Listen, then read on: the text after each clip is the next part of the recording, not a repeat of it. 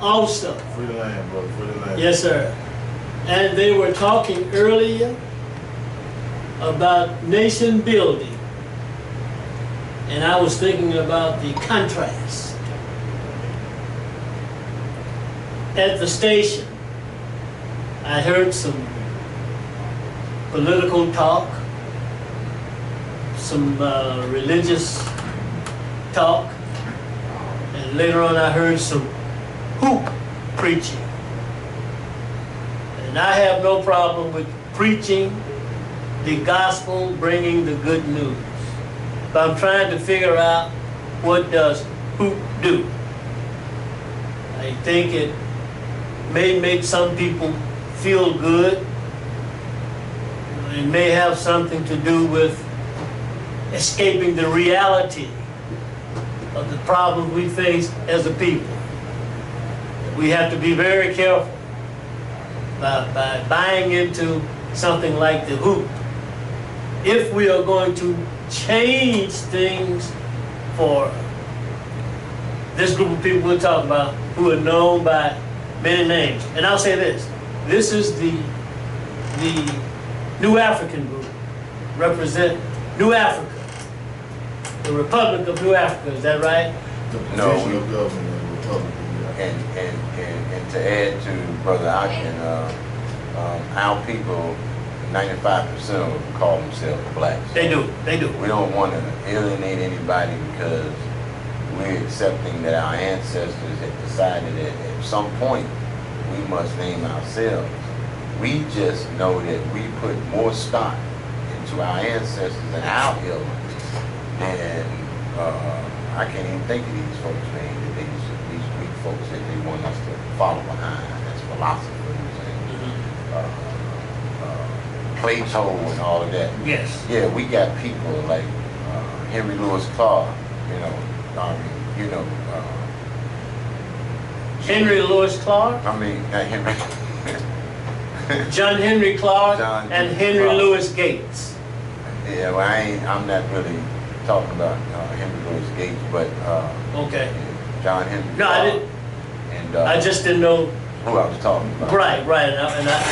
But it seemed like it was a mixture to me. Yeah, it was. And that's why I because said that. So I I had could. a documentary by Henry Gates Yes. about Africans in the diaspora. Mhm. Documentary. Mhm. Yeah. Let me ask you this though, before I forget it. How you said we put more stock into our ancestors? What did you just say before? Yeah, we put more stock in listening to our ancestors as historians Okay. than we do with Plato and all Okay. of these Socrates. And, we began to realize that the brilliance, geniuses come out of our people, and we must begin to take a concerted effort to listen to our people and learn from them, because we know that what we've been getting is a bunch of lies and not truths at all Mm-hmm. from these people they've been teaching us in these institutions. Sure. What about Socrates? What about Do you have any respect for some of what Socrates, or any of it, or none of it, had to say? And do you have respect for the Socratic method? Well, I have respect for Socrates because he's the greatest thief of all times in human history. So I can respect that. But to say he came with something original, let's be real, man. Dr. Red, let's be real. They're the greatest thieves of all time. They're the greatest murderers of all time. They're the greatest liars of all time. And they're the greatest terrorists of all time. So you're saying that Socrates, and my mic is fading, Cedric, but you're saying, can you hear me, Cedric? Yes, sir. Y'all hear me? Yes, sir.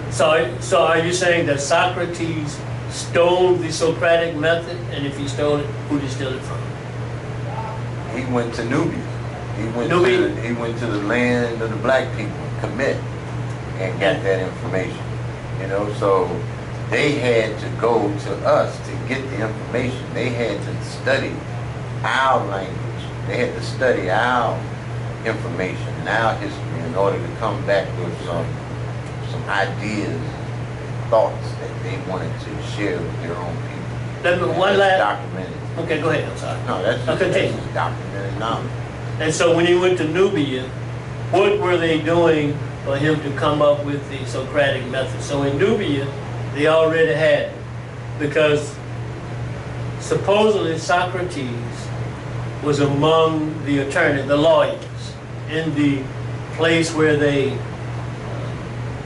discussed, debated, etc., and that his method was one of raising question after question after question, and then delivering what he gathered from that. And I've tried that method myself, but I've been around people since I've been on the planet who've done that. And it's fun. I guess it's so in Nubia they were doing what? What Socrates stole this and brought it back to the marketplace in Greece. Well, they was doing a lot of things, but more importantly, you could look through their actions that they live the life of God. They carry themselves like God. And so that was something, you know, that was something interesting. That they didn't know how we did it. We walked, and we didn't just talk of big things. We walked like gods, and we did things like gods. We treated each other like gods. We were in harmony with the earth, and they were amazed by that. You know, people coming out of the caves, living in cold climate, you know, they're used to grabbing stuff and hoarding it and grunting to make sure that people wouldn't take what they stole. And it goes on throughout the history of those people. To this day, they grab on and hoard everything that they get their hands on after they stole it. And it's just remnants of what they did when they came out of the cave. Right, so you're saying, last question on this part, I want to go to Akin. You're saying that they came out of darkness. Darkness, like for instance, Plato's analogy of the cave. This group of people were in the cave for a long time. When they made their way out of the cave, the sun was bright and they were like, And so would you make that analogy? When you talk about the Greeks per se and their darkness and stealing ideas from specifically Nubia, would you make that analogy? I mean, you know, to this day they can't deal with the sun. What I do know, the natural law, any living thing on this planet Earth survives on many things, but two important things is water and sunlight. If you can't survive off of water and sunlight, you don't belong here. Okay, I want to go to Akin. Akin, you were helping me out with when I raised the first question, and I didn't, we were talking at the same time, so we finished with him. You were helping me out with the name, Republic of New Africa, etc. Yep. Right, it is Continue. the provisional government of the Republic of New Africa. And it is a provisional government because we don't yet have the land which would establish our own nation. So that's why it's called a provisional government. Okay. Now you said we don't yet have the land. Is there in the provisional, when I hear provisional government, I also hear negotiating for something, and in this case, land, provisional government, that's what I hear. So is there some negotiating going on for the land that you speak of? And what is this land? Right, so the land masses which are asked for with the provisional government of the Republic of Africa is Louisiana, Mississippi, Alabama, Georgia, and South Carolina. With that being said, so far as the negotiating part, it's not really always about negotiations. Sometimes, if you really analyze our history, a lot of times land is not given based on any type of political anything. Sometimes people have to actually put down in the dirty for it. So what do you mean by war? The war. War, yes. The dirty war is dirty. Well, can you simply just buy the land? Can you just buy Louisiana? Louisiana, in the South, Louisiana, Texas, I've heard that before. And what are the other three states? Not Texas, Louisiana, Mississippi, Alabama, Georgia, and South Carolina. Right, can you simply, well, you said ask for it, but can you simply buy the land? I mean, I'm sure you've heard of people, groups migrating. Right. And you're right, sometimes you have to get down and get dirty. And more, like this group of people who migrated from, I believe it was California, which I thought didn't make any sense, the documentary, going to where it was cold and many of them died. This is a simple matter of looking at the dangers of it and migrating to that area. This group of people, can you just say we're going to migrate to these states, get organized and migrate to these states and set up shop? Well, in a perfect world, that would be the solution. Okay. Everybody, as we were talking about on our show, would develop a nationalist, Pan-Africanist mindset, and that would be a possibility for everyone to just come together collectively, move to those states, and then exercise the political power which will encompass having all of those new Africans in that one place. Yeah. Okay. What do you think about that? That idea, Brother Kokai? Conrad is absolutely right. You know, and I'll go a step a little further. You know, based on racial conditions that we live in this system, I can guarantee you that if many of us migrated to the Republic of New Africa, the national territory, I can guarantee you that those races will move out because they don't want to be around us in the first place. Well, what do you care? What do I care? What? What do you mean? What do I care about us having our own nation? No, about this group of people moving out. No, I don't care at all about that. As a matter of fact, we believe that things can be done peacefully if you just give us what is ours, rightfully ours. So that brings back in the negotiating part. You can't negotiate with somebody who stole something, and then, you mentioned buying the land. Mm-hmm. See, under these conditions in which we live in, we don't buy land. People don't buy land in this country. They claim that they own their land, but they only pay for exclusive usage of the property, but the property is always owned by the government and the ruling class of this country. So you can have 100 acres of land. Your agreement is to use it exclusively. Nobody else can get on it while you got your contract with the government. And then when you pass away and die, if your children can't hold up to that contract, they will take that land back. Just like they'll take that car. Just like they'll take anything else that you claim that we, being conditioned, claim that we own in this country. We don't own nothing. We just own exclusive. I see. Yes, and I agree with that. No one really owns anything with the exception of the government. But you said if they give us the land, and that what I hear is not a positive outlook, but a negative outlook. I hear you all saying that we want to do something.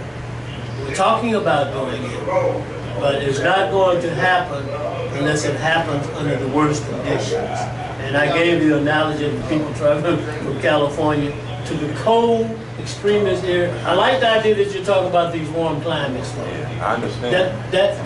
That to me, look, when I say negotiate, compromise, that's me. Not saying I want war or whatever because I'm not afraid. But I don't hear the strategy. But I don't hear the positive outlook in terms of you guys going forward. Not saying you're wrong. I'm not saying you're wrong. And I'm not saying I disagree. I'm just saying that I'm looking for something. But and then Akin is ready to go. Just to add some clarity to it, there's always two sides to everything. Absolutely. So if it's war on one side, it's a peaceful way on the other side. We don't have any control over that if you decide to go against our will as a people to have our own independent sovereign nation in this hemisphere, then you are dictating the direction in which these conditions will come about. And at the same time, you have to understand that anything is possible. It's not set etched in stone. And we have two things that I have to reveal to you. Number one is that if we put things in historical context, we realize that the people that we're dealing with, you don't go and organize in front of them. They've killed our leaders. They've killed even people who were potential leaders. And they've written in their FBI reports that if there's an idea that there is an organizer such as a Messiah to come in our community, that they need to get rid of them. So we can't sit up here and say to our people, hey, this is how it's going. Okay. Our people have to understand that when we start teaching our children and we start teaching out each other, we will all come to the same conclusion and we'll all know the solution, our own independent sovereign nation. Okay. Now, we do have an economic plan that was developed by our ancestors back in 1968, and we know that the economic template it works. Now, the money associated with getting things done may be inflated because of the times and the amount of the cost that's involved in things now as opposed to back then, but the template is there. Okay. Arkin, you wanted to say something. I first wanted to get some understanding about your statement of what we've talked about as being negative. And I mean that from the standpoint of negative to whose part. Okay. Because Good. if you That's- look at being negative, it has to be detrimental to one race or one set of people or another. So please clarify that for me. Yes, that's a great question. And I thought about it when I said it as in a question. And when I said that, I was thinking about, I didn't hear the optimistic part of your presentation. I didn't hear the goals and objectives, how they would be achieved. You know, I just kind of heard words like, if they give us, they won't give us. And that's subjective on my part. I sort of heard the if, and et cetera. And I will say that my question was a bit harsh, a bit strong, and perhaps not as well thought out. But that's mine. I'll tell you what, I'll go a little further. What I would like to hear and see, because you brothers are adamant, and I support you. I agree with you to a great extent, but I don't agree with I don't hear the strategy, I don't hear the tactic, and I don't hear the approach as in, I'm going bear hunting. So I must have an approach, Cedric. Because I know bears are big and bad, and it's just little old me while it's red. So I've got to approach in the woods with a strategy by which I can take down this bear. And I don't necessarily hear that. Okay. The other thing that I want to hear, that I've been listening for, a practical application of those goals, objectives, and strategies, and approach. Don't leave that out. Yes, sir, go right ahead. Well, first of all, the original government of the Republic of New Africa has a document called the Code of Moses, in which it outlines that very strategy that you're referring to when you ask that particular question. And it's readily available, as a matter of fact. If you can come, Yes. I'll bring you a copy of the Yes. Code of Moses so that you can familiarize yourself with the strategy that you're Okay. referring to. That sounds good. And since we got a late start, you want to say some more? Go ahead. Oh, and so far as the practical application, not only is there a place that I've seen my own two lives in Detroit, Michigan, and also in Edgar Eversville, Jackson, Mississippi, Okay. where they have cooperatives where people of New African get together for a community where they do everything on their property, whether it's farming, whether it is providing food for everybody that lives in their community. So there are practical applications of what is outlined in the Code of Promotion being executed already. So it's just a matter of everybody of New African mindset getting on board and doing the same thing. Yeah, and that sounds good because and since we got a late start, I want to say this and then some closing thoughts so that we can get ready for the later show. Springdale and Howard, the store there, Top Stop Shop. And the biggest problem we face, this is a small microcosm, is not the white men with these kinds of issues, it is black people. And some of them, well, I won't say they're movement people, but they disappoint me. You know, someone told me that they don't want that store closed down there. But they leave out the fact, the condition of a mindset of a people. You never raise the question as to why this few group of people said they don't want the store closed. And we know for a fact that scientific data collected, there are a number of people who want to see that store closed. Many people have stopped. Look, we should not underestimate the mentality of black people yet. It is not enough yet. So I hear you saying that the people must be educated. They must be organized. I hear you saying that. So when we raise questions, they say they get their food stamps cashed. They get a box of chicken wings, and they get a box of pizza, and we get a small line of credit. You know what? One time I went, when I was on probation, was selling DVDs. Big money was coming in. But a part of my duty to clear myself was to go to this thing that Judge Higgs and all of them had. They come in and do a little preaching and prayer. And I was glad there was no whooping in there. But anyway, so guys would come in off the street, you know, to get a lunch, you get a meal. And Judge Higgs just said to them, if this is the goal you set for yourself, you're not setting high goals for yourself. All you want out of life is a free sandwich somewhere. And so, if you're talking about growing and developing people and taking over communities, thinning these bill gardens, just use an example, I applaud you, and I'm a part of that process. So, look, come back next week. No, let's have some final thoughts. Okay, final thoughts, and let me know that you disagree, or you like me, you don't like me.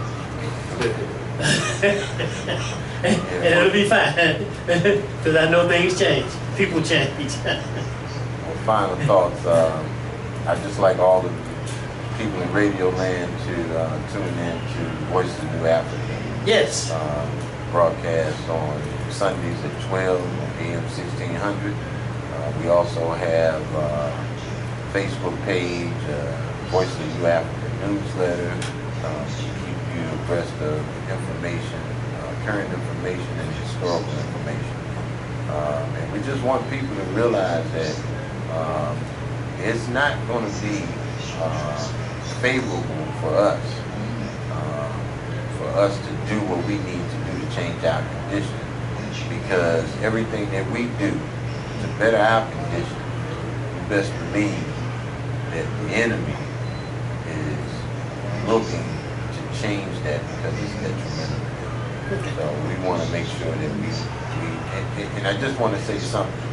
Did you go and tell that bear your strategy and tactic when he was going to hunting?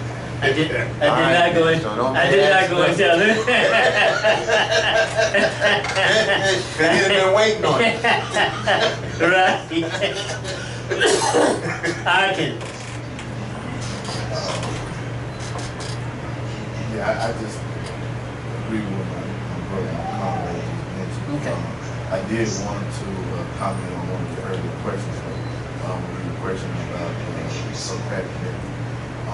One of our historians, Professor George E. M. James, wrote a book about stolen legacy, in which he outlined the systematic depth of the knowledge from libraries of Alexandria and the pyramids. So for those of you who are interested in it, I would highly recommend reading the book Stolen Legacy by George C. Jones. Okay, and you're gonna have that for me next week. Not that, but Code of the Emoji. I will have Code of Emoji. All right. Hey, thanks for coming. All right, thanks Thank for you, having man. us on. Join us next week. Freelance. Yes, sir. Yeah, my week. All right. How much time do we have to get ready for 2 o'clock? Yeah, 28 minutes. I need to charge that phone or something. Yes, sir. I don't know where we're going. What do you? No, I can plug it up into the road in there. Okay. That was a good session. Yeah, that was a good one. That was a good one. Excellent topic. Yes. Excellent information on it. All right. That damn water, man. You got, Huh? you the mediator, you the real mediator, huh? You don't let nobody know what side you on. Make sure you can bring